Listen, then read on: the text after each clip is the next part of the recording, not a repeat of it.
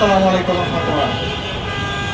সংগ্রামী সাথী বন্ধুগণ, আজকে অত্যন্ত দুঃখ ভারাক্রান্ত মন নিয়ে আজকে আমরা এখানে উপস্থিত হয়েছি।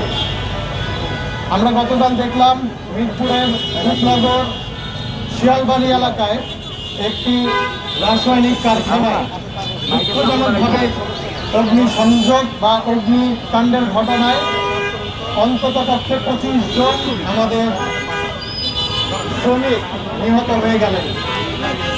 এই 25 জন শ্রমিক, এই যে আমরা যেটা দেখলাম যে একটা রাসায়নিক কারখানা, একটা আবাসিক এলাকা, এই আবাসিক এলাকায় রাসায়নিক কারখানাটি থাকার কথা অবশ্যই না। আমরা এর আগেও লক্ষ্য করেছি পুরান ঢাকার নিমতলীতে এই অগ্নিসংযোগের ঘটনায়, অগ্নিকাণ্ডের ঘটনায় 117 জন নিহত হয়েছে। চকবাজারে গ্যাস সিলিন্ডার বিস্ফোরণের ঘটনায় প্রায় 78 জন নিহত হয়েছে। এছাড়া তাজরিন ফ্যাশন সহ অসংখ্য দুর্ঘটনার ঘটনা আমাদের এই অগ্নিকাণ্ডের বিষয়ে আমরা ইতিপূর্বে লক্ষ্য করেছি। কিন্তু আমরা দেখতে পাচ্ছি যে কখনোই এই বিষয়ে কোনো সুষ্ঠু প্রতিকার আমাদের রাষ্ট্র আমাদেরকে দিতে পারে নাই, যার কারণে ঘনে ঘনে বারংবার এই দুর্ঘটনাগুলো ঘটে যাচ্ছে। আমরা প্রতিবাদ করছি, আমরা সভা করছি, আমরা দাবি জানাচ্ছি, কিন্তু কোনো প্রতিকার পাচ্ছি না। বাংলাদেশের শ্রমিকরা হচ্ছে একটি অবহেলিত শ্রেণী।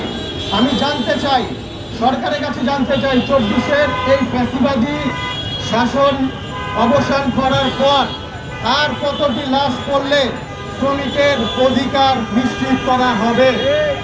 আর কতটি লাশ পড়লে আমার শ্রমিক তার ন্যায্য অধিকার ফিরে পাবে? আমরা রাজনৈতিক ভাবে আর কোনোভাবে আমরা শ্রমিককে নিয়ে অপরাজনীতি দেখতে চাই না। শ্রমিককে নিয়ে শ্রমিকের রক্তের দাম নিলামে আমরা দেখতে চাই না। আমরা শ্রমিকের অধিকার সুনিশ্চিত চাই। আপনারা জানেন জাতীয় নাগরিক পার্টির সিনিয়র যুগ্ম আহ্বায়ক তিনি 3 দফা দাবি দিয়েছেন। অনতিবিলম্বে আমি ইন্টারিম গভর্নমেন্টের কাছে আবেদন করব, আপনারা এটাকে আমলে নেন। ছাত্র জনতার দাবি হিসেবে আপনারা এই দাবিকে রাষ্ট্রীয়ভাবে বাস্তবায়নের আপনারা ব্যবস্থা করুন। অনতিবিলম্বে 25টি পরিবারকে 1 কোটি টাকা করে ক্ষতিপূরণ দিতে হবে। দ্রুত এই ব্যবস্থা এবং এই যে হত্যাকাণ্ড, আমি বলবো এটাকে হত্যাকাণ্ড, কারণ কোনোভাবে একটি রাসায়নিক কারখানা একটি আবাসিক এলাকায় থাকতে পারে না। আমরা বিচারহীনতার সংস্কৃতি করেছি বলেই আজকে এই ঘটনাগুলো বারংবার ঘটে যাচ্ছে। আমরা যদি বিচার সংস্কার এই বিষয়গুলো সুষ্ঠুভাবে করতাম তাহলে এই ঘটনার পুনরাবৃত্তি হতো না। অনতিবিলম্বে আমি দাবি জানিয়ে যাচ্ছি, অনতিবিলম্বে 3 দফার বাস্তবায়ন আপনারা করবেন এবং আমরা দৃশ্যমান বাস্তবায়ন আমরা দেখতে চাই।